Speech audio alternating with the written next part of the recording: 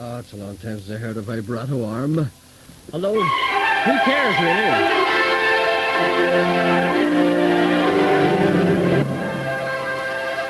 Hold your fire, there's a white woman in there. Good morning, ladies and gentlemen. It is my great pleasure to tell you that we'll be here until 12 o'clock. My name is Gerry. I fear no man. If you want to contact this program, the number to ring is 0645 555 678. This is a very special day. It's Friday. Friday is the day that we set by for serious complaints, not just the, stray whinings of the obsessed. So if you have anything serious to talk about that you feel as if should be aired to the general public who out there need to be told what is going wrong with society as we know it, it's 0645 555 678. All that music.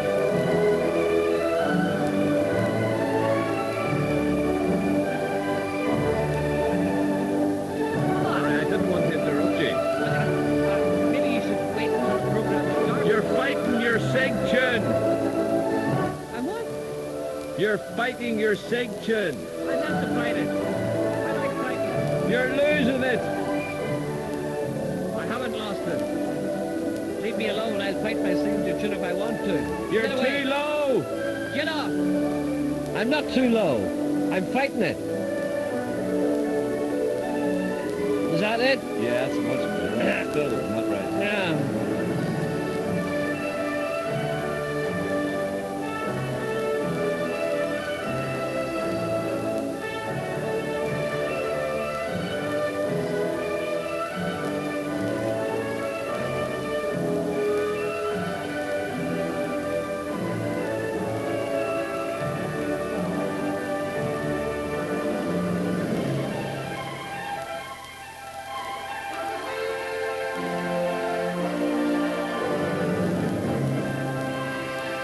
I'm waiting for the thing to come up.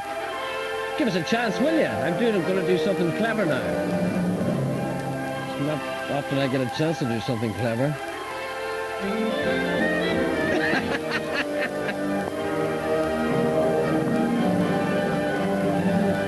Hello, this is John Wayne. Two of my co-stars in Rio Bravo, Dean Martin and Ricky Nelson, sing a mighty pretty tune. Thought you'd like to hear them.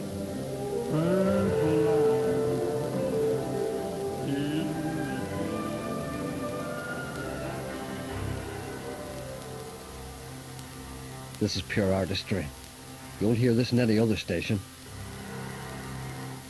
So it's called the futuristic postmodern approach to DJing. In other words, you don't know what's coming next. And funny enough, neither does the DJ. It's like modern art when you strip somebody naked and cover them with paint and drag them across a canvas. You don't know what they're going to say at the end of it. Or indeed ride a bicycle over it.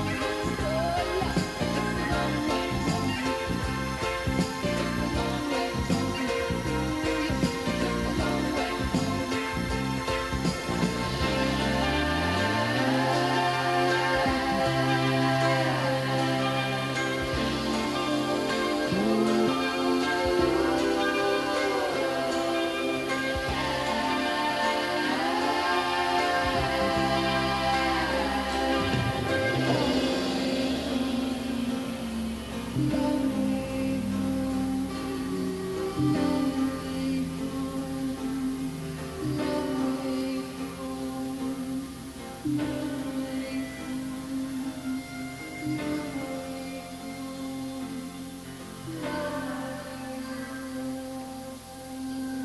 a good song, that's Take the Long Way Home.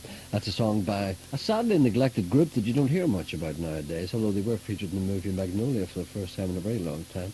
And they're always harping back, and they're always putting groups together and saying how great ABBA was and how great The Clash was and how great... They're all crap, really. But that was a really good group, and you don't hear much about them. Supertramp. I think it's time for a revival.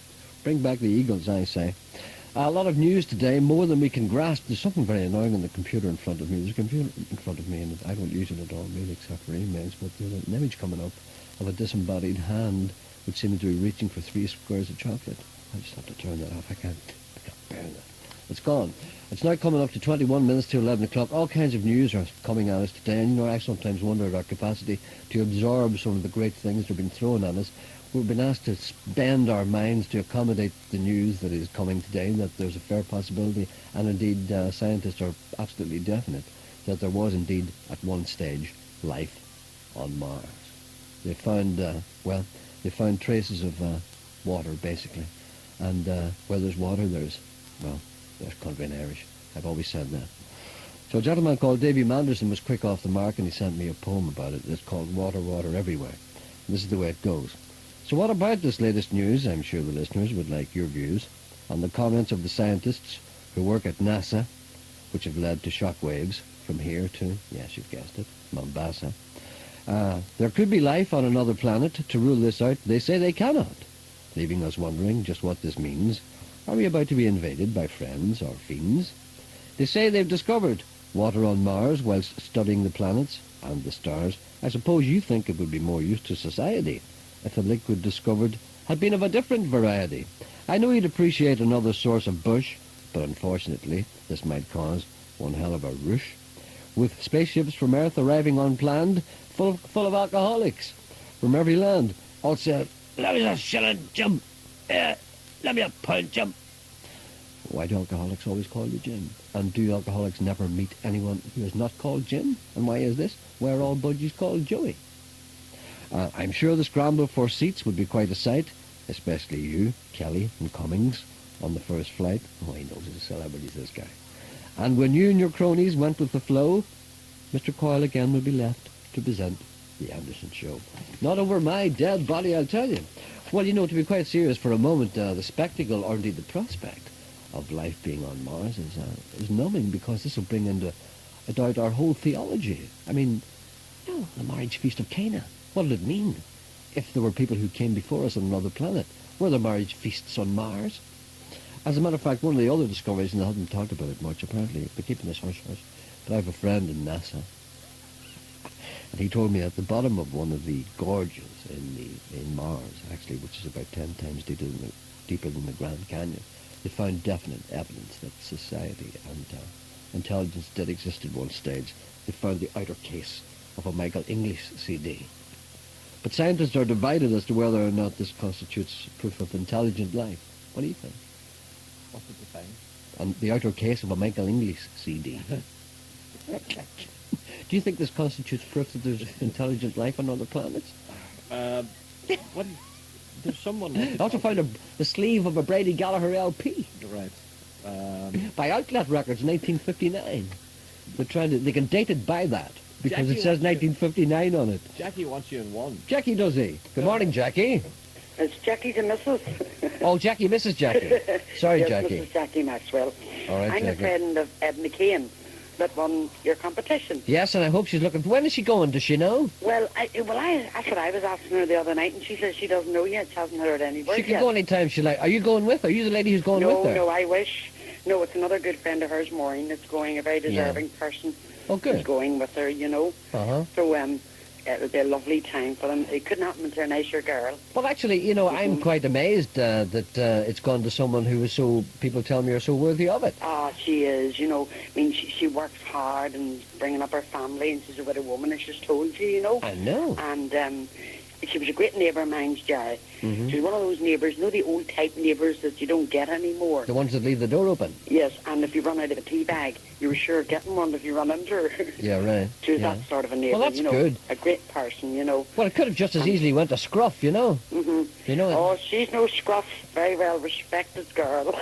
I know. I hope she enjoys herself anyway. Oh, yeah, I'm delighted for her. You know, I couldn't believe it when I heard it on the radio because I listen to your show every day, needless to say. Good, good, Because excellent. I used to drive a van, you know, for a company. Did you? And your show was on the radio every day, you know, without fail, you know. You don't see so many women van drivers. Yeah, I drove a big transit van, a Ford Transit. Did you? I loved it too, you know. I'm sure you do. You know, it was brilliant, you know, but very stressful at the end of the day, and I called it a day then when I was winning, you know. What did you do? What did you transport about? It was Blue Cross Hygiene, actually it was, and if any of the Blue Cross Hygienes are listening, I wish them the best. It's, you know, hygiene, no toilet rolls, hand towels, that sort of thing, sure, you know. Yeah. And I just went from A to B sort of thing all over Northern Ireland. You know, well, my run was down as far as Portbogey, that direction, Portaferry, you know, or not Portaferry, you know, west to go up. Sorry. Up Ballymena. Okay, sorry, The you're other way, breaking you up know. a bit there, yeah. Yeah. That's okay. But, You enjoyed it, though, although you I say it did, was stressful. But it got very stressful, you know. In what way? The traffic. I found, believe it or not, male drivers were hell for cutting me up because there was a woman in a van. Oh, the buggers, yeah. It was the white van driver syndrome, except I was a woman. So did you notice that when they looked up and lamped you and saw that you were a woman, they would behave differently? Oh, definitely. Now, you got some, believe it or not, the decent ones were the bus drivers Yeah. and other big truck drivers, marvellous.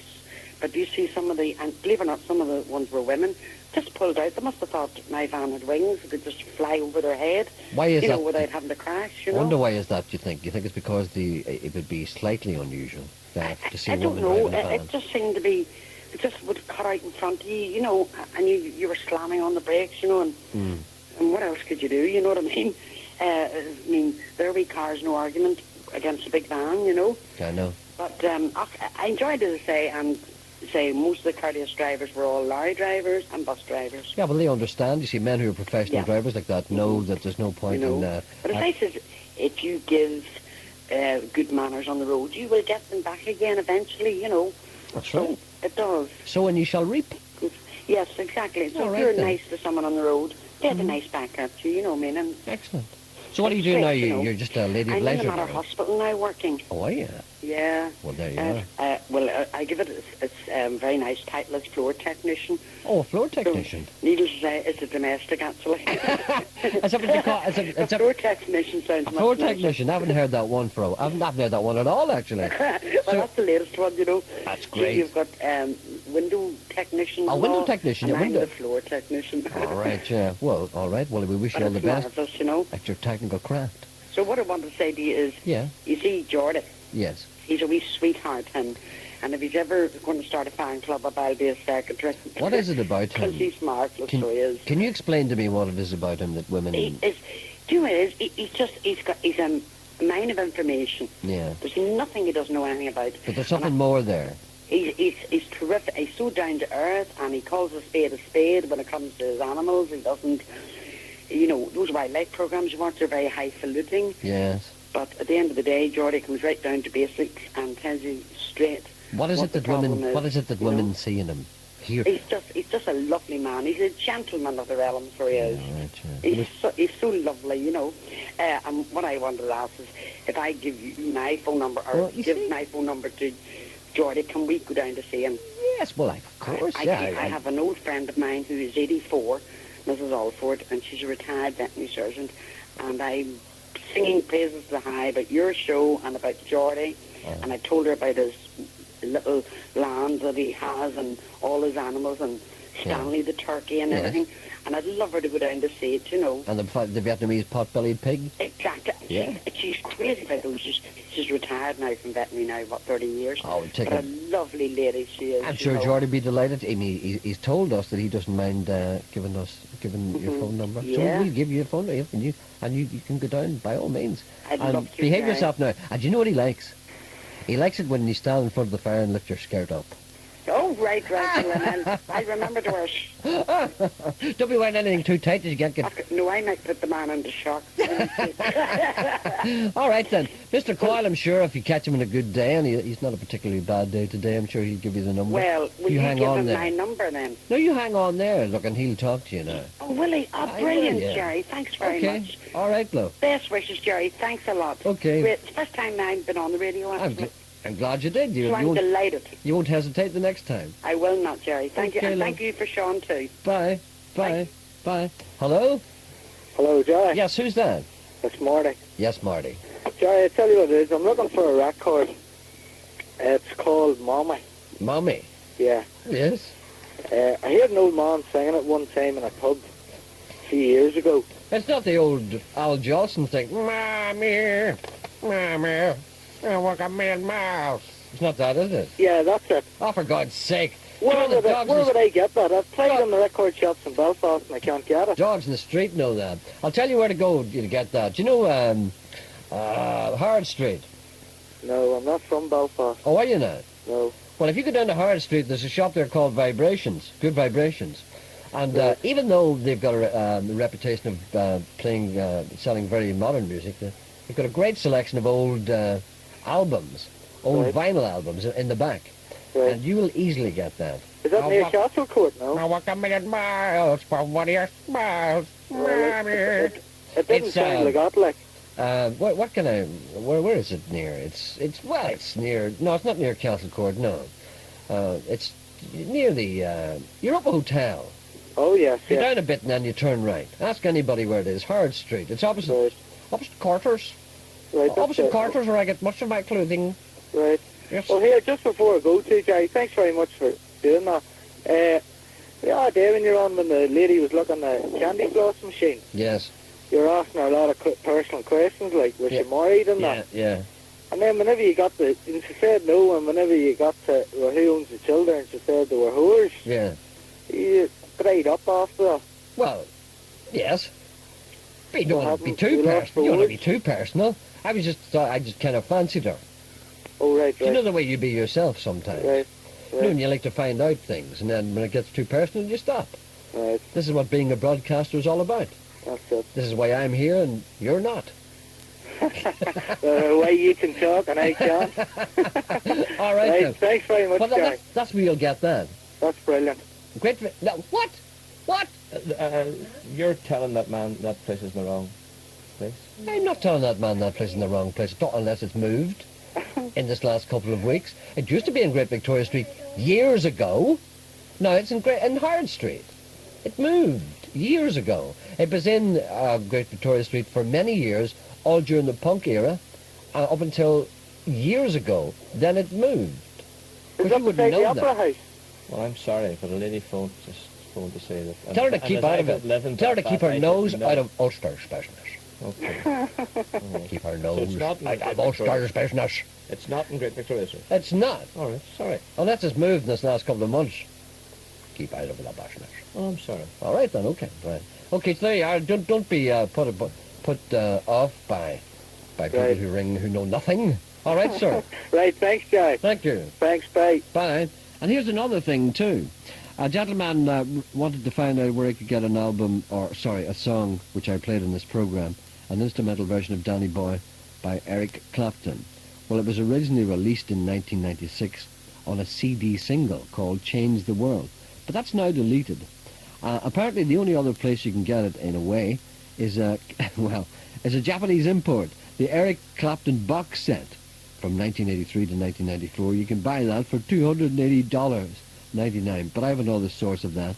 So the gentleman who contacted me about that, I'll give him a ring after the program. I have another gentleman called Trevor Williams, who's a very good friend of this program, sent me a little email and described to me where he can get that. So I will ring the gentleman afterwards and give him the number to ring. He can buy that. He can buy that CD, actually. Won't cost him an arm and a leg. It'll cost him less than $208.99. It's in Howard Street. It's in Howard Street! Side this, is it Scandia? Is it Beside the Scandia. Scandia, right. All right now. Where Ian Yes, Paisley yes, eats. Right then. All right. Thank you now. I'll Thank have you. Bye-bye. I'll have a steak. What do you say? Scandia is a very good restaurant. I eat there all the time. Ian Paisley eats in there. Doesn't speak to me, of course. It's a very, very nice place. It's kind of Art Deco. It's very 60s, and time stands still. And there's a piano player with no piano. It plays itself. And everybody's very quiet, and there's no drink or I nothing. didn't like the breakfast then. That's because you're not used to good food. And also because you were aware that at the end of it, you'd be given a bill. And which is the thing that actually damped your appetite. A lot of people were contacting me during the course of this last day or so, want you to do Ronnie Flanagan again. Yeah. You see, this is why you'll never be a star. This is why you're in the back room. You see, there are people in this world, men with entertainment in their blood. Mm-hmm. When they lift a microphone, they'll do 10 minutes. But Yeah. you don't want to do anything. I don't know why. I'm waiting for my own show. You've got your own little No, show. I've got my own, I'm waiting for my own. No, I want to. TV show. Aye. What do you won't do anything on that either. I know. There am I. Look, you're listening. The whole country's listening to you. And I'm asking you to do Ronnie Flanagan. And what do you say? You say no. You say, Well, I don't want. I might do it. well, let me know Yeah, I'll let. Yeah. during the course of the program. Have you ever heard Like a Rolling Stone, recorded by an actor called Sebastian Cabot? Have you? No. Listen to this.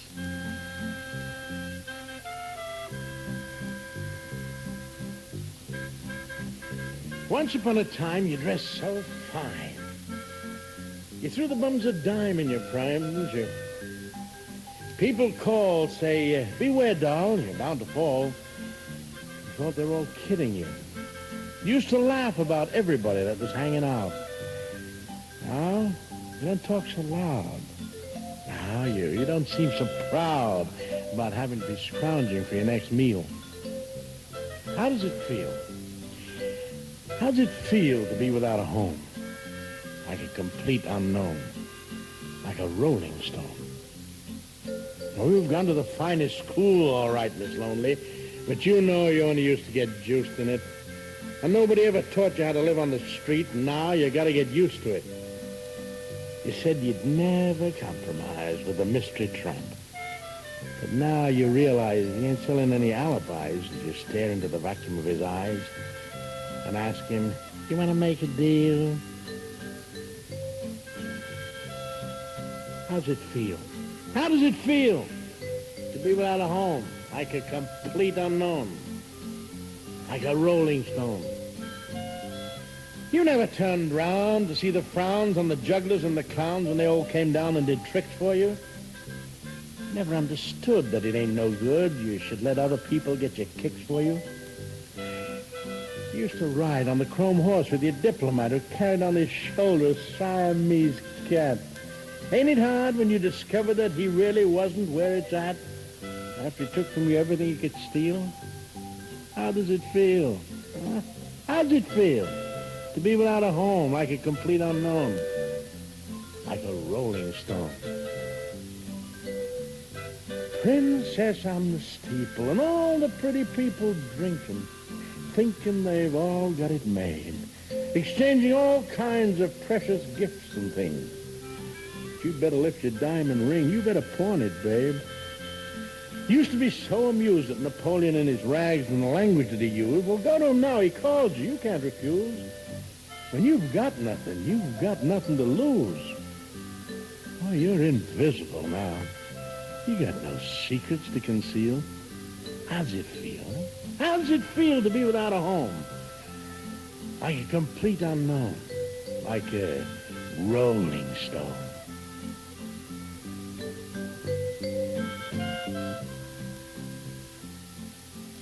So that's who William Shatner was listening to all those years. Captain Kirk, that's where he got the thing.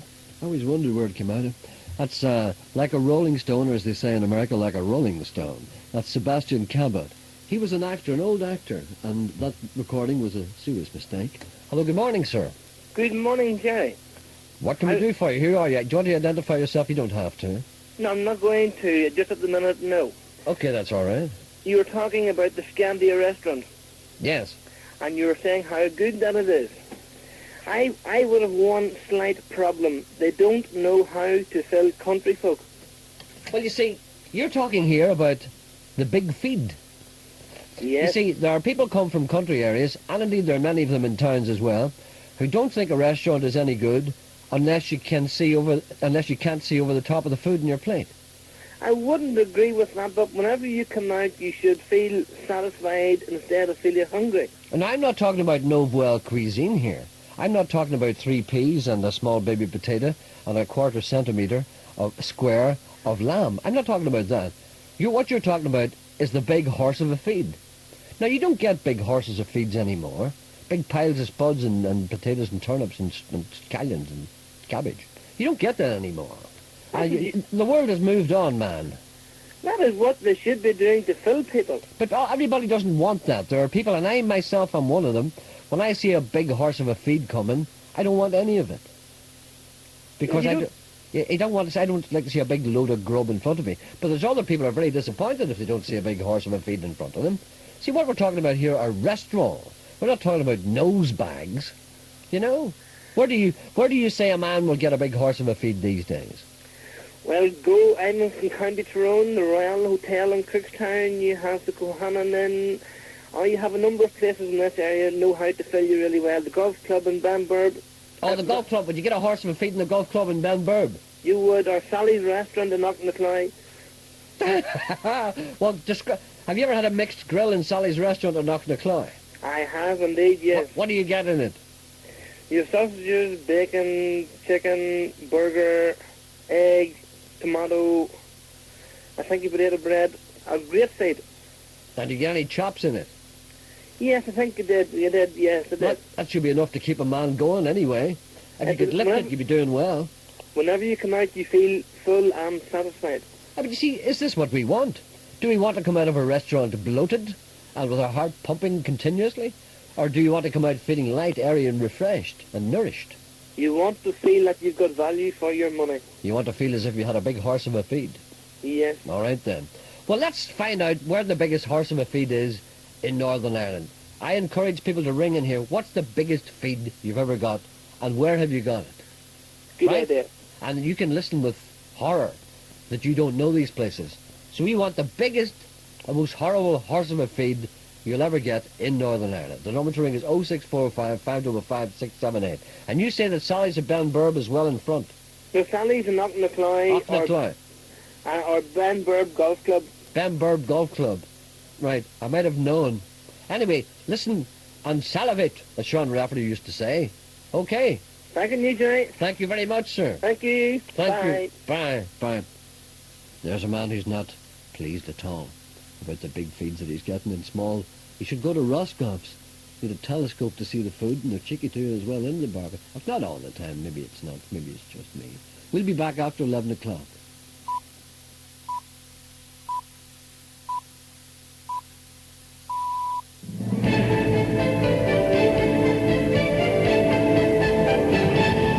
BBC Radio Ulster News at 11 o'clock with John O'Rourke. The UFF leadership has suspended its threat to break its ceasefire. The statement is a response to a call from the UDP for them to do so. Our chief security correspondent Brian Rowan has this report. 3 days ago, the UFF leadership in the Shankill area threatened to break its ceasefire. It claimed its decision was a response to attacks on Protestant homes at interfaces in North and West Belfast. Yesterday, the UDP's John White called on the UFF to withdraw its threat to allow dialogue to take place, and this morning the Loyalist group responded to that appeal. It said in recognition of the potential for dialogue at a community level, its decision of 3 days ago was suspended. In that earlier statement, the UFF said it reserved the right to shoot anyone seen attacking Protestant homes, but now it says it wants to see the problem resolved peacefully. The statement says the onus is now on community leaders to engage seriously. Officials from the British consulate are on their way to the scene of a fire at a backpackers hostel near Brisbane in Australia. 15 people died in the blaze, and early reports say 2 were from Ireland. 3 other guards from Ireland are confirmed as being among survivors. The blaze swept through the Palace backpackers hostel in the town of Childers in Queensland yesterday. The authorities say that 5 English people and 2 Welsh were also among the dead. About 19 other people were escaped. Tracy Brown, spokeswoman for Queensland Police, said the 3 people were being cared for by local people. What I can say to you is actually we're aware of 3 females from Ireland. I'm not quite sure, as you say, north or south, but who were amongst those who are safe and well, who managed to escape the fire. They're now being cared for by the community in shelters among the other 69 or so people who were managed to get out of the backpackers. 3 fishermen believed to be from Kilkeel were rescued off the County Louth coast this morning after their boat collided with another vessel near Clogher Head and sank. It's understood that both vessels were registered here and based at Kilkeel in County Down. The authorities in Fiji have announced that an agreement has been reached to end the political crisis that's been gripping the country following an attempted coup led by the businessman George Speight a month ago. 31 hostages, including Fiji's first ethnic Indian Prime Minister, have been held hostage since May the 19th in the Parliament building. From Fiji, Phil Mercer reports. The announcement was made by Joe Brown, the Secretary to the President's office. He emerged from the House where the negotiations have continued between the military authorities and the rebel leader George Speight and his advisers to say a deal had finally been reached. Mr. Brown said the journey, which began on the 19th of May, would be completed on Saturday. He gave no other details and didn't say what the deal would involve. It's likely any agreement would lead to the release of the 31 hostages, the formation of a new interim civilian government, and the creation of a review body to draw up a new constitution. A convicted murderer has been executed in Texas in one of the most contentious cases of its kind in recent years. Gary Graham, a 36-year-old black man, had spent 19 years on death row after he was found guilty of shooting a man in a robbery outside a supermarket in 1981. But he always maintained his innocence and was convicted on the evidence of only one witness. Travel news now with Anne Jordan. At the seaports, the HSS from Belfast to Stranraer is running approximately 40 minutes late. Stena endeavours to make this time up during the course of the day. In both Moneymore and Newton Stewart in County Londonderry, there will be band parades tonight between 7:30 p.m. and 10 p.m. All through traffic will be diverted during these times, and motorists are asked to seek an alternative route. And finally, in Newry, delays are expected on the A2 Kilmorey Street as construction work continues. Traffic controls are in place here between 9 a.m. and 4:30 p.m.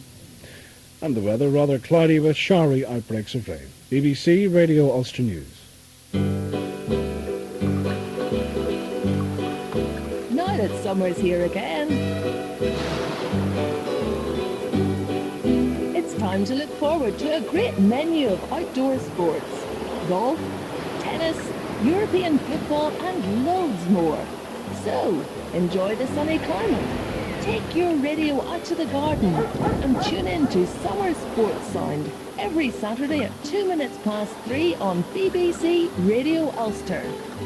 Now, where's that suntan lotion? What an odd trail. Sounds like a thunderstorm's going off all during the whole of it. It's 5 minutes past 11 o'clock. This is Gerry Alderson here. You're listening to BBC Radio Ulster and BBC Radio 4. If you want to contact this programme, the number to ring is 0645 555 678. You going to do Ronnie Flanagan? I'm told that Anne from Oma says that if you go to the Pink Elephant in Oma, you'll get a feed. What kind of a feed? A big... I need detail. Right. I don't want people to ring up here and say you get a horse of a feed. I want to know size, dimension, breadth, width. A man phones to say that the Port Side Inn in Belfast, that they give you such a feed that if you can finish it, they'll give you your money back. Biggest feed I ever got was down the Brass Monkey in Newry. I got a steak I couldn't see over the top of it. Well, we're going to talk to Phil now. He reckons he can beat all that. Can he? Well, speaking of food...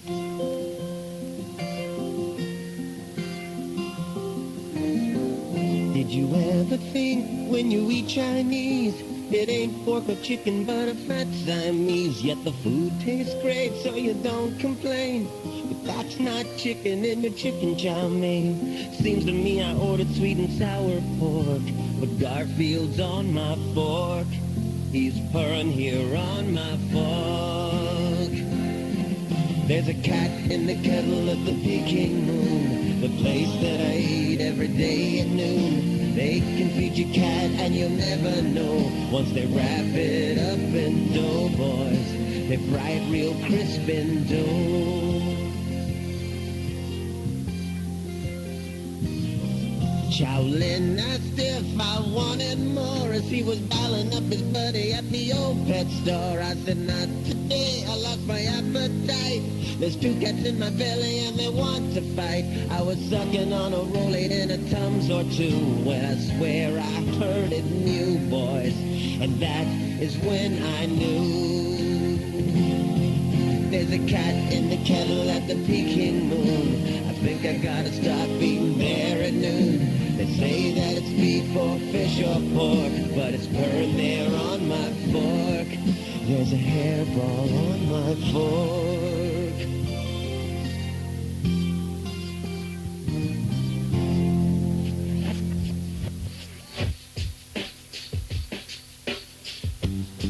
She grew up with the children of the stars in the Hollywood Hills and the Boulevard. Her parents threw big parties. Everyone was there.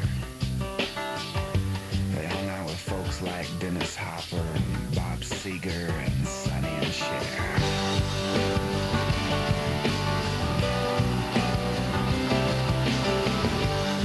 She feels safe now in this bar on Fairfax. And from the stage I can tell that she can't let go and she can't relax. And just before she hangs her head to cry, I sing to her a lullaby. I said, everything's gonna be alright.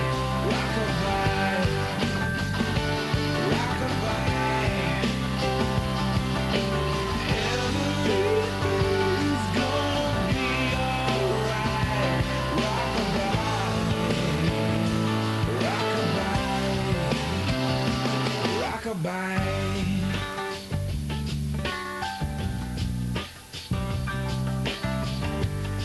She still lives with her mom outside the city, down that street about a half a mile. And all her friends tell her she's so pretty,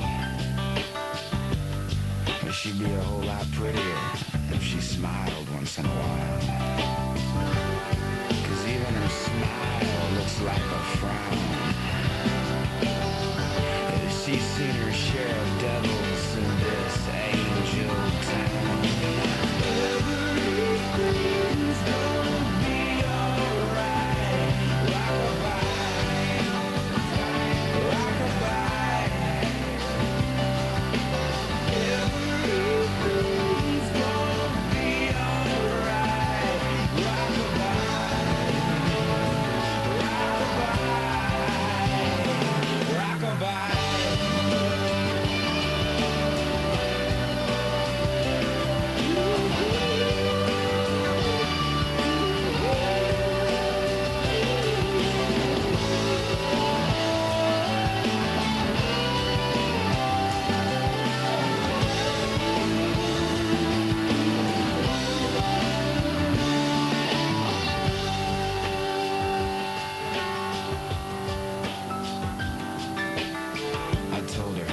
So sure about this place.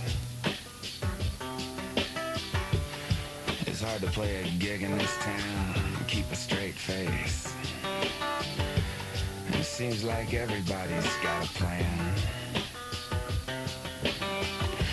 It's kind of like Nashville with a tan. Everything's gonna be alright. Rock-a-bye. Rock-a-bye. Everything's gonna be alright. It's rock-a-bye. Rock-a-bye. Everything's gonna be alright.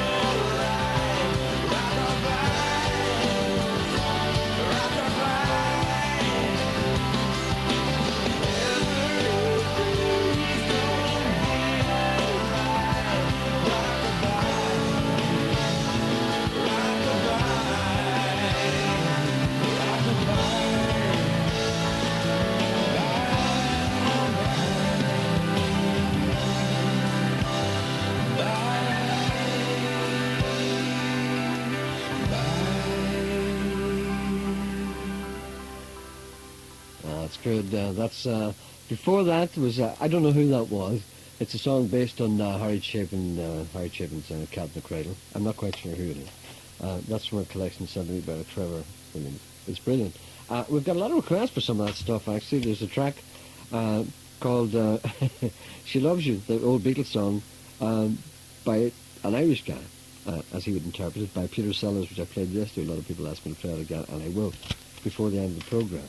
There's another one from a Cockney, but they don't like him. They want the Irish guy. She loves you. Yes, yes, yes. She loves you. Yes, yes. I saw her standing there.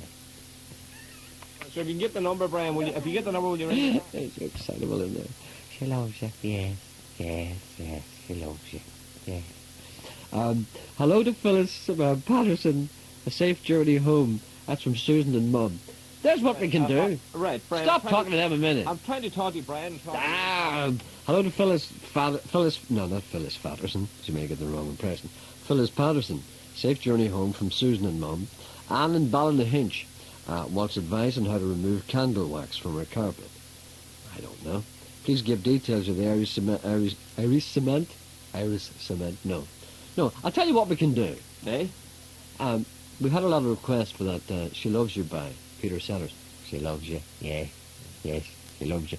I want you to do it by Ronnie Flanagan. Okay. I could do it now. No, what you do is I'll say she loves you. Yes. And then you say yes. No, you be Ronnie Flanagan. But there's not enough in it. You'd never do anything. There's no fun in you. There's not enough in it for Ronnie Flanagan. No, but you see, what I'll say is she loves you. Yes. No, I would need to say things like, what is? See, if guys got to get in there, you say. You're not good at talk. Call yourself a professional. Let me start off, and then I'll go over to you. She loves you. Yes. Yes. Yes. She loves you. Yes. Yes. Yes. Yeah, but give me something to say. Give me a line. You look. If you were talking to Frank Carson, you've got to feed him a line. Do I have to tell you what to say? All you have to do is say, yes. I've loved many people. That's what I want. Why can't you do that yourself? For God's sake, man. I did. What am I mollycoddling you all the time? Use your initiative. Let me try again. No. She loves you. Yes. Yes. Yes. She loves you. Yes. Yes. Yes. Does she love you? You see? Is it me now? Oh, yes! Jeez! Thank God! Did you get any sleep at all last night? Did you talk to Big Phil? No! I want you to do this. I'm not stopping until you do it. She loves you. Yes. Yes. Yes. She loves you. Yes. She may have loved me, Jerry. You see? That's with Daniel O'Donnell. You see, because you've got to give me a line. For God's sake. I'll have to go to someone who can talk. That was Daniel O'Donnell. She loves you. Yes. But she loves you. Yes. Yes. If you were doing this anyway right, if you would give me any preparation or preparing me in any I have no preparation. I would have you if you're doing someone, you must have an opening. Something strong. I have no preparation here. You haven't got what it takes. No, you see, what did he say? What did he say on the television? No. But he didn't remember. Well, that's all you have to say. I say she loves you, and you say, I don't remember, Jerry. Yes. Okay, I'll try it again. She loves you. No, yes. Do that. You've got me doing Daniel O'Donnell now. Don't be, stop.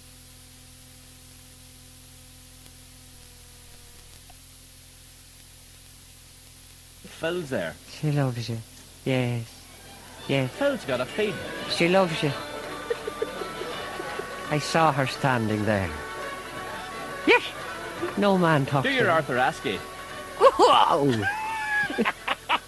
I'll do Chris. You think you've lost your love? She loves you. I saw her yesterday. Oh. It's you she's thinking of, and she told me what to say. She loves you. She says she loves you. Yes. Yeah. Yes. She loves you. Yes. Yeah. Yes. She loves you. Yes. Yeah. Yes. Yeah. Yes.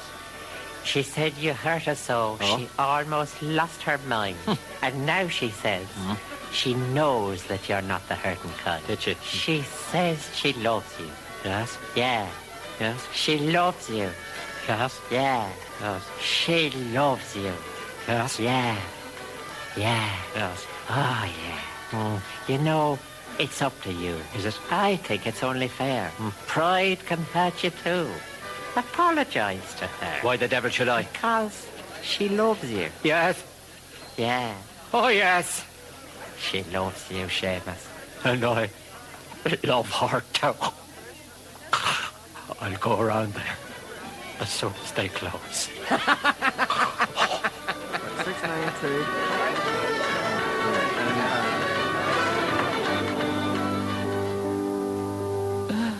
Oh, that's brilliant. That's Peter Sellers, The Beatles, She Loves You. I've been asked to play this by many, many people, and I haven't played it now for a long time. It's a sad little thing, and it's very emotive. It's from an album by Roma Downey. You may know her. Touched by an Angel. She's from this part of the world. She got together with Phil Coulter on an album called Healing Angel. And this is Phil Coulter's song, written about his father, actually. It's called The Old Man. I know many of you wanted to hear that, so here it is. I won't talk anymore.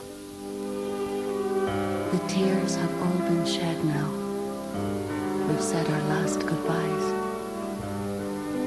His soul's been blessed. He's laid to rest. And it's now I feel alone.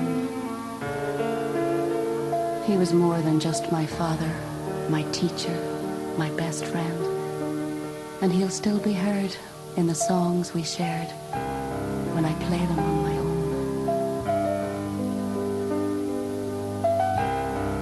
And I never will forget him, for he made me what I am.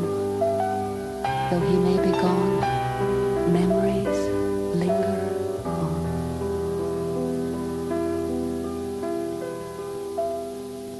And I miss him, the old man.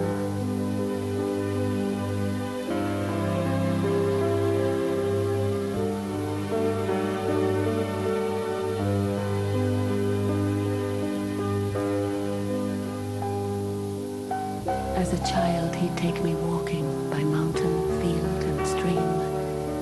And he'd show me things not known to kings, a secret between him and me. Like the colors on a pheasant as he rises in the dawn, or how to fish, or make a wish beside a fairy tree. I thought he'd live forever. He seemed so big and strong. But the minutes fly and the years roll by for a father and his little one.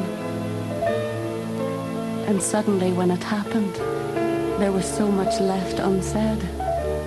No second chance to tell him thanks for everything he'd done.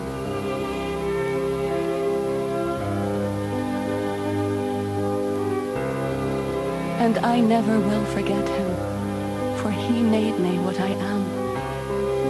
Though he may be gone, memories linger on. God, I miss him, the old man.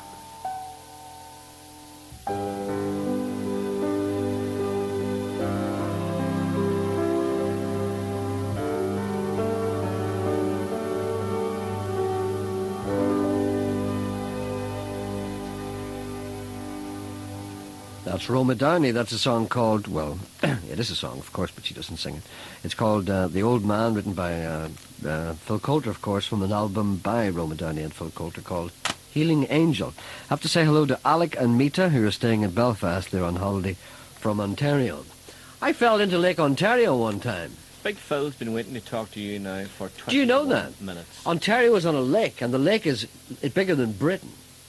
And I remember going out on a cruise one time. You've fallen deep in it. No, do you know what? There was no need for that. Do you know what? I'm one of the only people who've ever fallen into there and lived. Because I'll tell you what happened. We were playing in the band in this boat. What it was, what it is, what you do is people get on the boat and they pay a load of money. Then they get all these stubs for drink. And then the band plays. You're outside all half the night. They don't come back till about 4 or 5 o'clock in the morning. But you can't buy a drink with money. What you do is you have to use these little slips. What happened was I found the drawer where they were all in. And I filled my pocket full of it. So each slip that I had was a large vodka. So I stole them? I stole them, yes. So I was only young then. you know. And So I it's got all right. very, very drunk. And what happened was I fell over the side. And a person jumped in and pulled me out. If they hadn't seen me, I'd have been dead. I mean, the boat wasn't going all that fast. It was just kind of cruising along a bit. But I fell over. What about Big Phil? What about him? He's on one. Oh, is he? 20 minutes. Hello, Big Phil. Sorry for keeping you. All right, Geraldo, here, it's a good job I have no work to do today. It'll be a long time waiting on you, fella. So, apparently there's quite a lot of people in line. You're the first, though. All right, well, they all get a better chance if we weren't so obsessed with Mr. Flanagan and Square. Well, I'm practicing for the future, you see. I know that the way things are going in Northern Ireland, we're all going to be working in call centres. So I'm practicing by keeping people waiting. Your phone manner isn't very good. You keep people waiting a terrible long time. Ah, but see, this is what you do in call centres. What you do is you say, I'm sorry, and our phones are jammed at the moment, helping other people. If you hold on and listen to the music, one of our staff will be along shortly to help you. And then they'll play A Power of Love. They never play anything out of the charts, do they, on them things? No, they play the Hugo music. Phone companies are good for them. Phone music. Yeah, go ahead anyway. What is it, your trouble? Huckleberries, Jerry. Huckleberries? Huckleberries in Glengormley, best restaurant in Belfast. You get a big horse of a feed there. Such a feed. A 16-ounce T-bone steak. You don't have to eat it, you have to conquer it. Well, a 16-ounce T-bone steak, all depends how thick that is. It's about as thick as you, Anderson. Really? Don't mean to be rude, mate. No, that's quite all right. No, be rude away all the time. I enjoy it. You're plenty rude yourself, aren't you? I am indeed. I thrive on it. What kind of a plate do you have that? Is it a huge? Must be it's more like the bottom of a rowing boat than a plate. Is it a trencher? It's like a trough. So what do you get with the 16-inch steak, which is as thick as me? You get a feed of salad, a bit of vegetables, a couple of other vegetables, a wee side dish, a lot of potatoes or flavoured potatoes. You get, any time I've been, that's what I went straight for, the 16-ounce T-bone steak. Well, are you a man who could finish a 16-inch T-bone steak and all that stuff around it? 16 ounce, and a starter and a dessert too. And a starter. What do you have for starters? What would you have for a starter? Buffalo wings. Oh, buffalo wings. Bet you never knew buffaloes had I know wings. what a buffalo wing is. Well, I'm a world traveller. Many people out there may not know. No, tell them people what a buffalo wing is for the benefit of a big fat chicken wing done in a barbecue sauce. That's what it is. Because you see, many people in Northern Ireland, because we don't get a lot of things here, and people in Northern Ireland who go away to America and places, or England even on their holidays, and they lift a menu and they see buffalo wings, they don't like to ask. Do you know what I mean? This is true. They don't exactly sell them in Manny's or Fosco's, do they? No, they do not. They don't like to ask what buffalo wings are. So that's what they are. They're chicken wings, basically. So you would sit down, and you're an average white man. You would sit down and you would eat buffalo wings. How many buffalo wings would you eat? Oh, you might get 3 or 4 now, and a couple of baby ribs, and maybe a wee half a pork chop. That would do me, for a meal, with a couple of chips. For all the size of you, I am. I know, but you see... Jerry, but you're going to drop dead when you're 40. What age are you now? I'm only 26. Well, you've got another 14 years to go. See, I'm fit to eat it. I'm fit to climb up onto the top of it, to start off with, start eating my way down. Well, okay, if you're in good physical condition, you're a man who could eat a bit of a chop and a couple of buffalo wings, and then you move on to a 16-ounce steak and all the salad and the chips and the potatoes and all that stuff. And what do you have as a dessert? A cow's arse? What do you have as a dessert? Pie. Mom's apple pie and fresh cream. Cow pie? Mom's apple pie and fresh cream. And then would you have a cup of tea and a biscuit? I might have a cup of coffee and a pint. A pint? A pint? You have to round it off, Jay. You have to round it off for a nice taste in your mouth. Well, I'll tell you what, that sounds to me... You don't like going out of a restaurant with a bad oil taste of food in your mouth. You like a nice, crisp beer taste. I'm surprised you can get out a towel. I'm surprised they don't send a wheelbarrow for you. Like set of double doors. Well, tell me the name of this place again. It's called Huckleberries. It's owned by a local family here in North Belfast. It's a family-run business. Where is it? What street is it on? It's beside the movie house in Glengormley, actually in the car park of the movie house in Glengormley. Well, I'll tell you what, anybody looking to feed, that's the place to go. The point is now, you see, there are two things. When I talk about a big horse of a feed, I'm not saying that's a bad idea. What I'm saying is that I couldn't eat it all, but what I'm also keen to find out, is it nice? It's the best of grub, the finest, the best of grub. I would eat steak now, anytime I went out, I'd always go for steak. You'd be a man who knows his steak. I would always go for, I like a steak rare, not medium rare, not blue, not... The blood running out of crisp. it. The blood running out of it. Exactly. That's a terrible thing to say. And I know many vegans and vegetarians as a man says, just wipe its arse and walk it through a warm room. No, that's a terrible thing to say. Well, that's the way I like it. Wipe its arse and cut its horns off and throw her in. That's you. And they know how to cook a steak, and I've been all around the place. So you're a man who's tried steaks in all different types of places. All arts and parts. The next best place is the Carlingford Arms. Well, the Carlingford Arms. I've eaten in there. I've trouble getting in the door, just have to bend down a bit. The Carlingford, that's good in there, isn't it? Except it's good designed for shorter people. Yes, it is small. It's good. The food is good in there. Fantastic. No, I'm not a great... Another family-orientated, family-run business. Now, don't get me wrong now. You hear a lot of people on radio also talking about food like the afternoon. Right. I'm not a gourmet by any means. I just like nice kind of, ordinary food. Edible kind of grub. Yeah. I don't like, your medallions and the croutons. I don't like that. But, and your other sauces. As far as I'm concerned, they can keep their sauces. Yes. But a good steak is hard to find. Do you know, you get some great steaks in Donegal. We'd be up around Donegal there, Jay. We've a house up in Clonmoney there. Oh, well, not too far from your own doorstep. For God's sake, that's where I was born, up around there. That's my country. Do you know the North Pole? I do, I know it well, at Dumfries. Yes, that's We're right. on out beyond Adbury, out Norris. So that's where I'm from. Leanham Bay. I'm from Dumfries, that's where I'm from. Right. Like my mother's people all lived around there, but it used to be my local. I know a family there, right on the bend, the Grahams. Oh, right up. Right on the very bend. On the bend. Facing the North Pole, right on the corner. Sorry, we're getting very local here. We're losing a lot of people here. People in Fermanagh are saying, what everybody's talking about? Too much water in Fermanagh, that's the problem. There's far too much water and it moves. That's the only thing I find about it. So, but I mean, you can get a great steak. And Donegal Town is a great place for steaks. Well far to go, Jerry. It is indeed for you. But anyone who's up here during the summer, go to Donegal Town. Nearly everywhere you go, all the hotels, beautiful big steaks and chocolate eclairs. You're making me hungry now. So, huckleberries. Huckleberries. Beside the movie house in Glengormley. You're starting to sound like Hugo. No. No. The one to watch that. I'm stunned by that. That just slipped out of you. Chocolate eclairs just came flying out of there. You just stopped me there. I suddenly became Hugo. Oh dear. You're absolutely right. Thank you for stopping me. Cream buns, birdie. Cup of tea. All the best. Good luck. Yeah. No, I'm over now. I'm finished.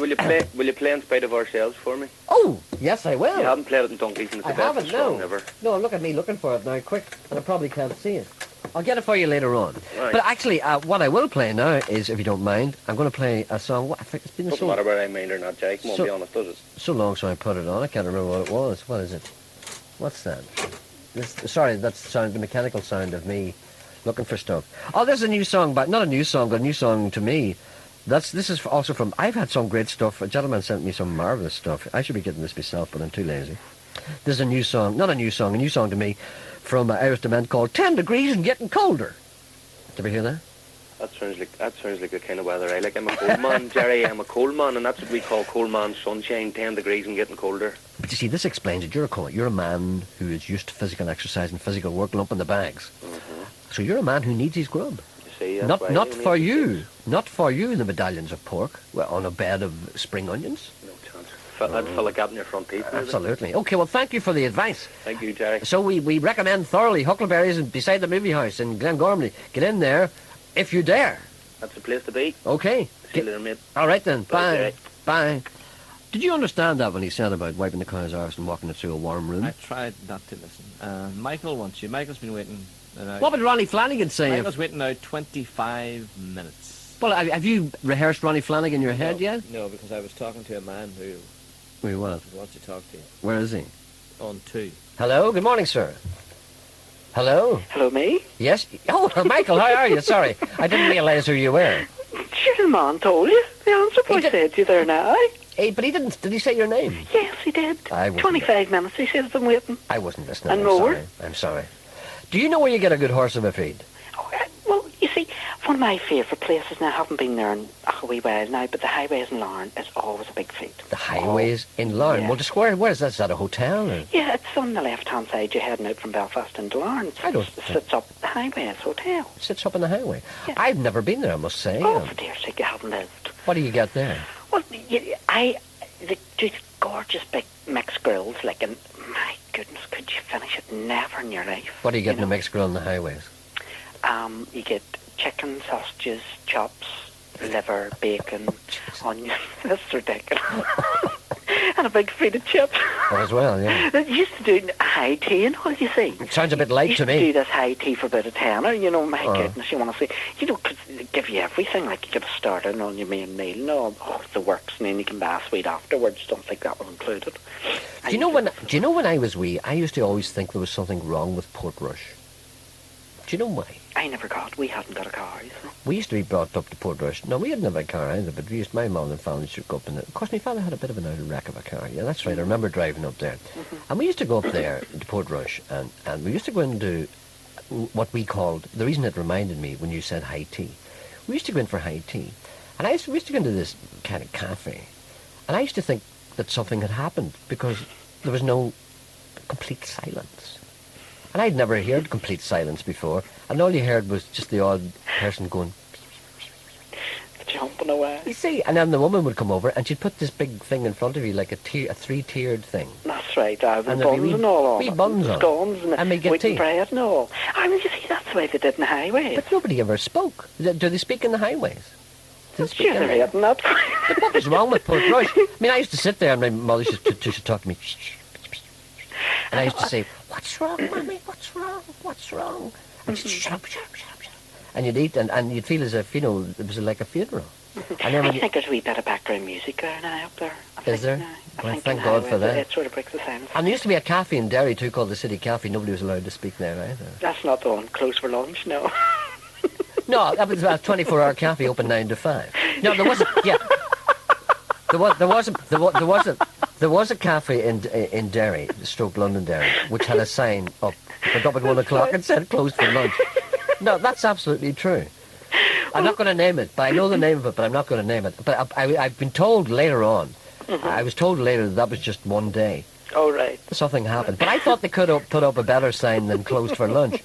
They could have put up a sign saying, you know, closed because of machinery malfunctioning. Yes, But I mean, a cafe closed for lunch.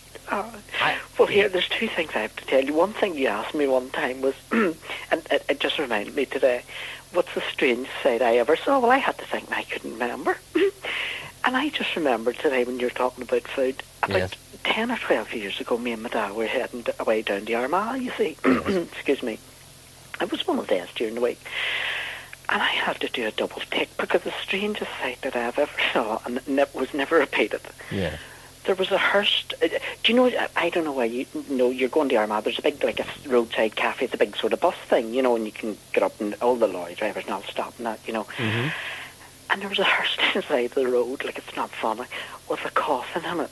And the two undertakers were standing at the bonnet, lovely Sunday day, with a face up. And they had cups of tea.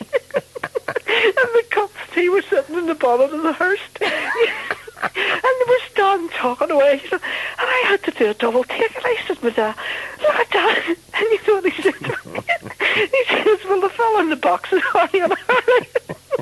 And I swear that is the strangest sight I ever saw. And you know, a corpse lake's nothing better than a day out. You know, but it's strange. I've never ever saw the likes of that in my life. You know, that was the strangest sight I ever saw. The strangest thing ever happened to me was me and a well-known colleague in the BBC were travelling along the road. Name him. Or name no, not name. Travelling along the road. This is absolutely true. This is absolutely true. Travelling along a road in County Mayo one time in the midst of some BBC business. And there was a woman standing hitchhiking. And we could see from a distance that she had a beard. So the fellow said to me, "We'll have to stop for this."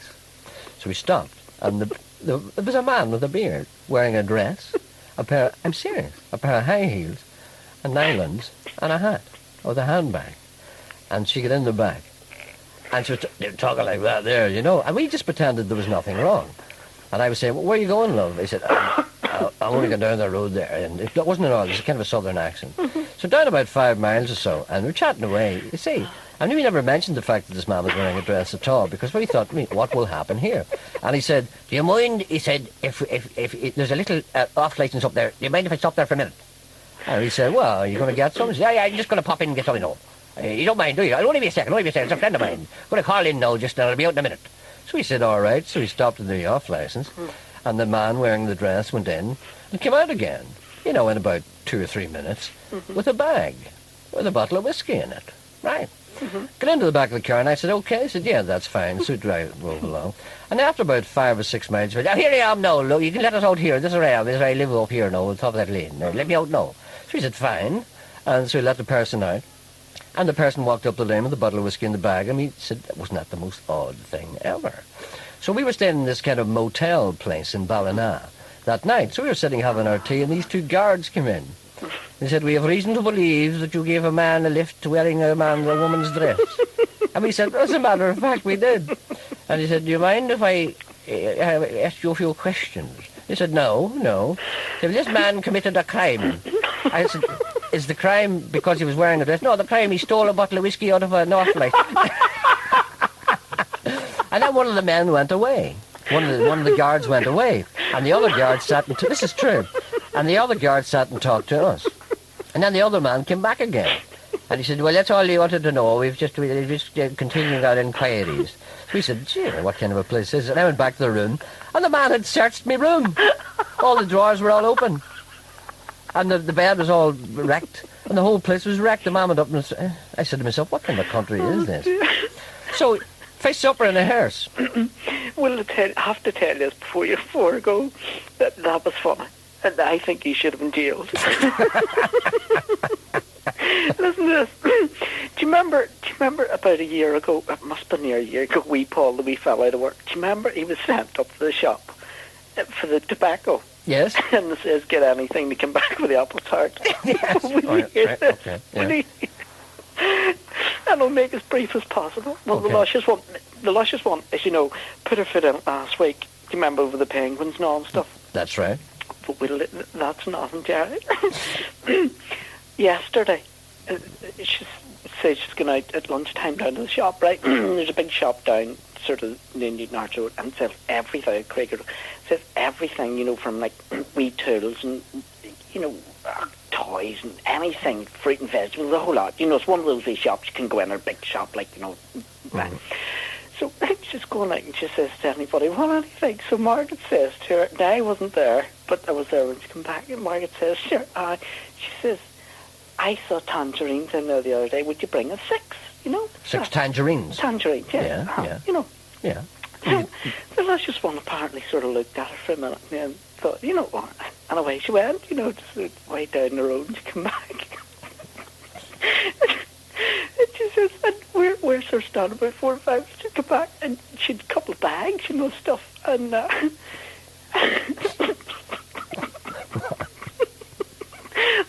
says to her, did you get the tangerines? And she looked at Margaret, she says, tangerines.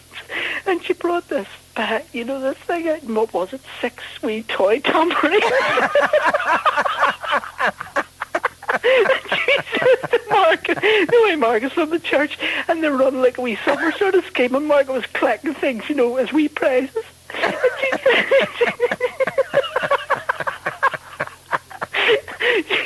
she thought she was bringing 6 tambourines. Well, you know, 6 tambourines are very handy. They were $1.99 each. And yesterday she had to go back to him with 6 tambourines and tell him on the shop. Did you get them changed? Did you get them...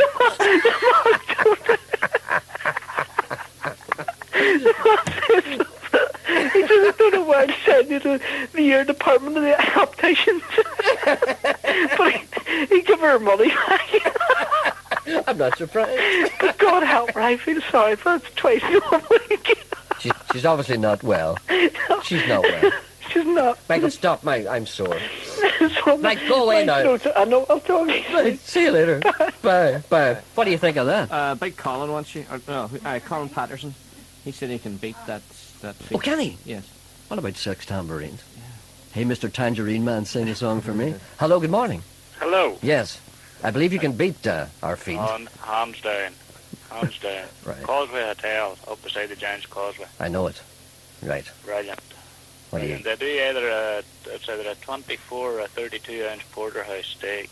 A 32-ounce steak? Uh-huh. Porterhouse is like a great big T-bone. It is massive. That comes out on a plate on its own. Yeah. And then you're... On its own? I mean, there's nobody carrying it or anything? Well, the way I take my steak, I could walk out in the zone anyway. What size is a 32-ounce steak? Is it a foot across, or what would it be like? It would be a foot long anyway. A foot long, right? I'm just looking. Long and probably... It would be a foot square, like, maybe. It would be 9 inches across, maybe. 9 inches by a foot long and about maybe an inch and a half, 2 inches deep. Dear God. And have you eaten one of those? I haven't, but my brother has. Well, is he still alive? Is he still alive? He's still alive, yes. Well, did he finish it? He finished it, and he finished part of another, my sister's meal as well, so he did right enough. He had quite a few Guinness in him at that stage, so he was... But that's all the more reason why he wouldn't be able to finish it. I mean, he had pints in him. Yes, and he continued with a pint or two after. My God. Is he a big man at all? No, he's about 11 stone. My God. And what do you get with this 32-ounce steak? Do you get chips and salad and stuff? You get chips, side salad, French fries. Some people get an egg or 2 eggs right on top of it. Oh, you need a couple of eggs on top of that. I need a couple of eggs. Well, is this a special thing, or does everybody get it when you order a steak? This is a special thing you order. That's a special. It's on the menu. I think it's a 32-ounce porterhouse. Well, how much would a thing like that cost you, roughly, off the top of your head? You talking about a tenner to 15 quid? You're talking around about 13, 14 pounds. Oh, God. But now, that's not just for that. That's for the meal, like your starter, your main course, your pudding, and your... Your pudding? Well, what kind of a pudding would you eat after that now? Your sweet. Right, Now, okay. Depends on what your taste is, what you eat after. Personally, I prefer a cherry brandy after. It settles the stomach. I would need an injection of insulin probably after that. Or indeed a nose full of cocaine to get me out the door. Oh, they do no harm. No, do no harm. a 32-ounce porterhouse steak. Well, Yes. that beats everything, I have And to the say. mixed grill is something else as well. What are you getting now? You get steak, Yeah. sausages, bacon, pork chop, lamb chop, white pudding, black pudding, liver, burger. Oh my God. Chicken. That's. In other words, you get whatever. That's for a brute of a man. Oh God. I would love to see a man tackling that. A 32-inch porterhouse steak with 3 fried eggs on top of it. I actually have a sister who came from. I have a brother who lives in England. I had a sister. They were home about 4 or 5 years ago, and we took them over to it. And she likes lamb, Yeah. so she ordered lamb cutlets. Yeah. Now, lamb cutlets in England, you get a bit of lamb about the size of the palm of your hand. I've seen that, yeah. But causally, she ordered lamb cutlets, and she got 4 great big lamb chops slashed on her plate there, and she looked at it. She said to the girl who brought it, she says, "I ordered lamb cutlets." She says, "That is the lamb cutlets." There's half a leg of lamb on it. Well, you can't argue against that, you know. You can't argue. You can't argue against that because, after all, if you can't eat it, you can take it home. Well, Do the you know good what I thing mean? about it is, whenever you finish your meal, you can come out and walk down and around the causeway and walk it off. Yeah. And you do some walking to walk off a 32-inch porterhouse steak, I'll tell you that. You're at the Ballintoy. That's the Causeway Hotel, then. Causeway Hotel. All right, then. So many people listening will be beating a path to its door. Thank you very much for that, sir. That's the winner. That's the winner. Thank you very much. Okay. My God. What would Ronnie Flanagan do if you give him a 32-inch porterhouse steak? What? Have you rehearsed it in your head, yeah? No, Tony Donnelly has got a suggestion on how to ease the traffic problems in Belfast. Oh, has he? Yeah. Well, that's very He's on interesting. too. Is it good? Hello, good morning, sir. Good morning, Gerry. Why? How do you suggest we ease the traffic problems in Belfast? First, let me say I've got indigestion listening to the show this last couple of weeks. Aye, my stomach's sick It's like laughing. a Smith show. My God. Right. Yeah. Good morning, Gerry. Good morning. Coming along the Sandy Road, heading for Grosvenor Road to turn left. Yes. To go straight on or turn left, you get approximately 10 seconds to carry out that function. I know exactly what you mean. That means 6 or 7 cars get through maximum every morning. That's right. And the rest have to wait. That's right. Okay. If you're coming down the Grosvenor Road to turn right into Sandy Road, you get 55 to 60 seconds every morning. That's right. Now, in turning right into Sandy Road, it's on a red arrow. Mm-hmm. So traffic heading up the Grosvenor Road from the city centre direction are not able to move while you're turning right. Yeah. You get that full 55, 60 seconds. Right. We do not recommend the DOE that on the right turn into Sandy Road from the Grosvenor Road, they allow a filter left out of Sandy Road into the Grosvenor Road heading to Westlink. This is really getting under your skin, isn't it? Well, I mean, most of the drivers are caught in Sandy Road for a long time in the morning. A long time. How long would you sit there on an average morning? 2 to 3 minutes. Two Doesn't seem a long time, in It the does space when of you're man's in traffic, existence. trying to get into working time. Well, I hope somebody from the DOE is listening and will take rapid action on that. I know the spot you mean. It is a bit of a bottleneck, all right. And there's no excuse for it. You need to be quick. There's the quick and the dead. You know what I mean? You need to be quick on your old accelerator. Yeah, but you've got the Ulster bus coming out of Glengall Street. And they're in no Always- hurry.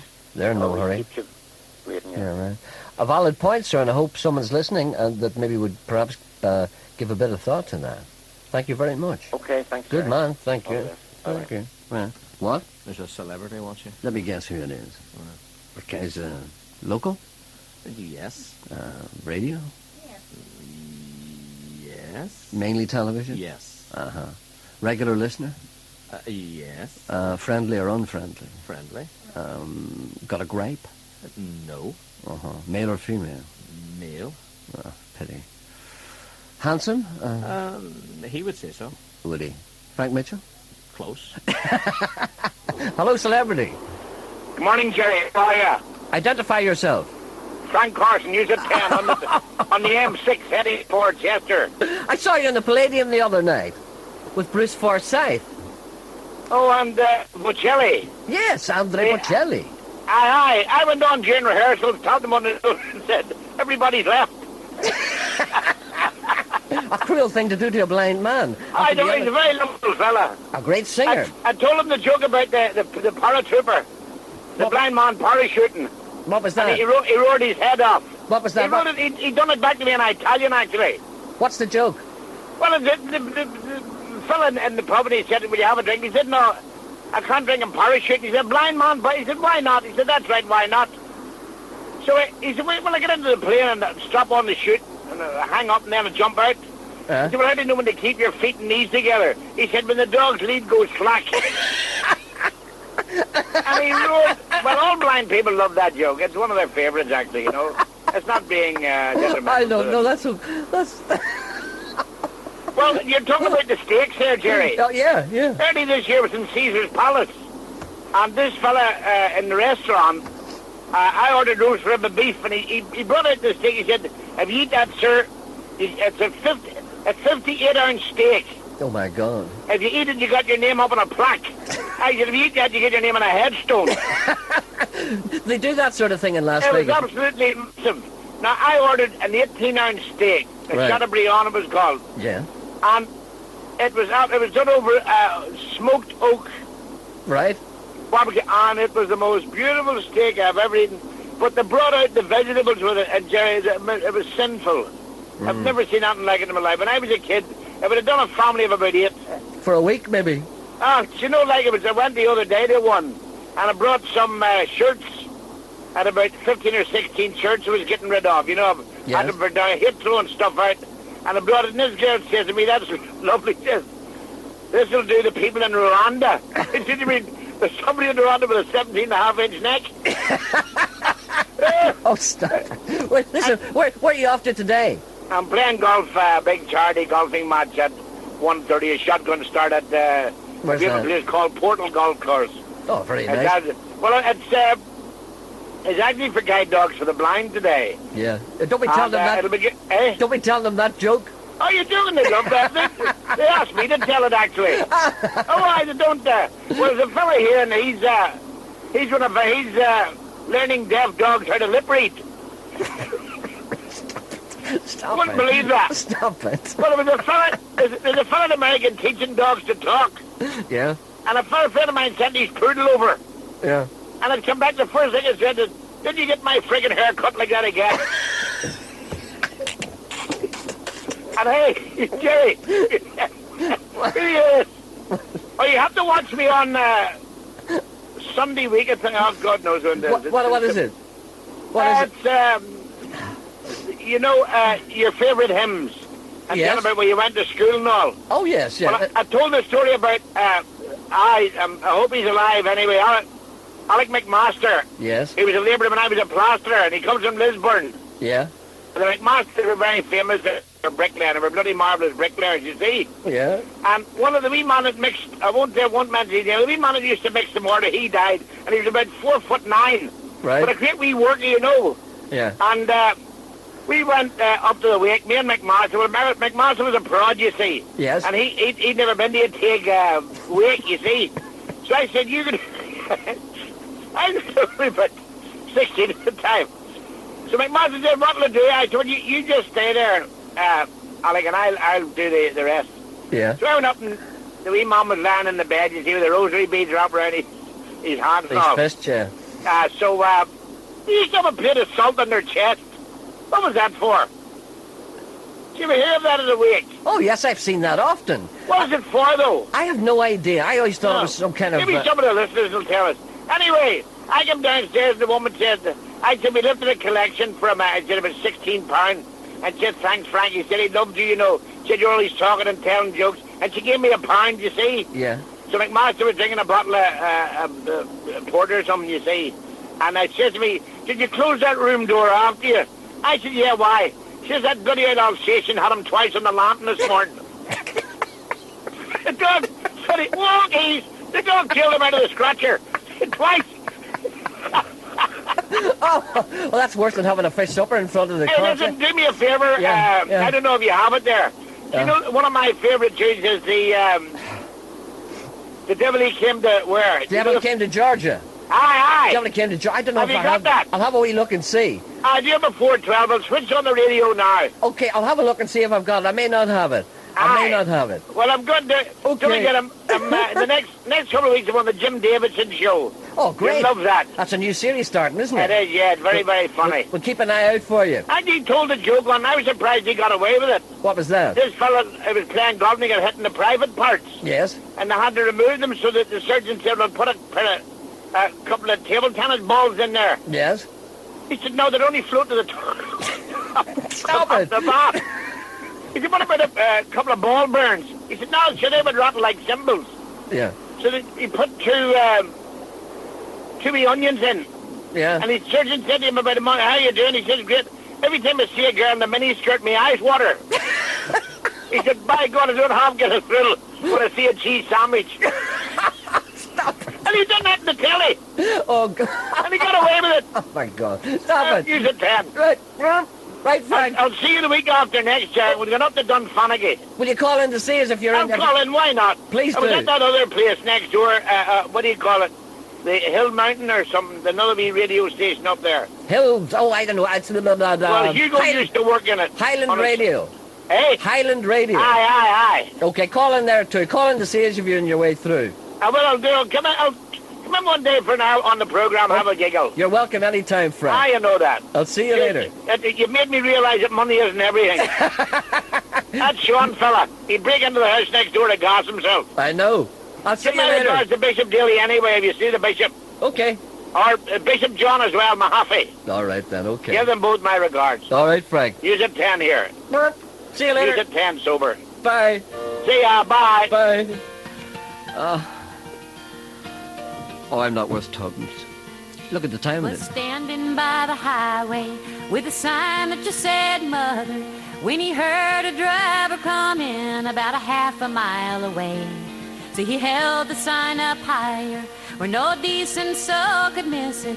It was 10 degrees colder down by Boulder Dam that day. He was raised up in Milwaukee, though he never was that famous. He was just a road musician, to the taverns he would go, singing songs about the rambling, parlor-loving girls and gambling. How the world fell on his shoulders back in Boulder, I don't know. And she told him she would take him for a ride in the morning sun. Back in Boulder, he had told her, I don't know when I've had a better friend. It was out in Arizona that he heard the lady listening to each word that he was saying, to each line that he would write. So he sat down at her table and they talked about the weather. 98.6 and rising down by Boulder Dam that night. And she told him she would take him for her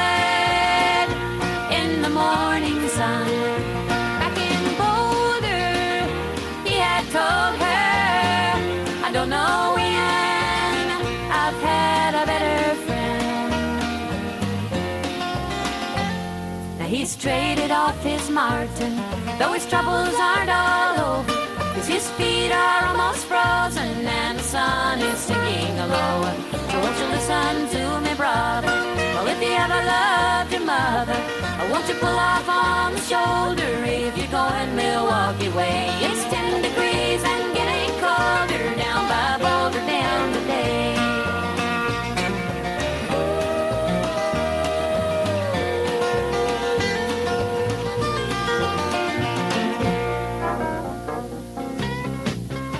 She loves you.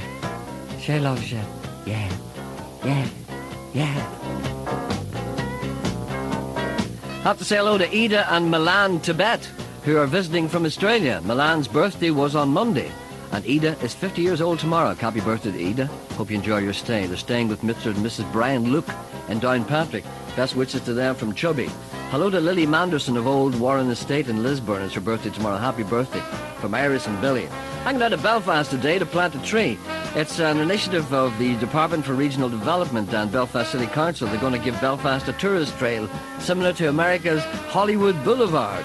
Instead of handprints, the celebrity plant a tree and a brass plaque bearing their autograph. All the people who've already done that is Cliff Richard, Brian Kennedy, Mary Peters, Mickey Graham from Boy's Own, Christopher Timothy, All Creatures Great and Small, Kevin Kennedy, Curly Watts of Coronation Street, Alex Higgins, James Galway, the Hole in the Wall Gang, Jerry Kelly, Eamon Holmes, Jimmy Cricket, Candy Devine and Ivan Martin. They had to lift them in on a ski lift. Cannon and Ball, May McFedridge, and I'll be doing mine today. And in the future, George Best is going to do one, James Nesbitt, Ruby Wax, Frank Garson, whom we've just spoken to, Roy Walker and Joey Dunlop. So have a look at our trees, as they say. That's a good idea. I'm looking forward to that today.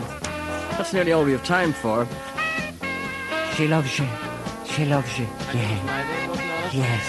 I noticed your name wasn't on it. It must be a clerical error. Yeah. She loves you. Yeah. Yeah. Yeah. She loves you. She does. She loves you. Yeah. Yeah. Are you ready yet? I'm working up to it. There's requests that I didn't get into. You one for Danny Crooks on his birthday today, and Dimp McKenny of Murray wants you to play a Max Boyce track. She loves him, yeah. And Hugh Beatty, who's in Ward 11 of the Royal Victoria Hospital, get well soon from his wife and family. Will we keep these until Monday morning? She loves him, yeah. Yeah.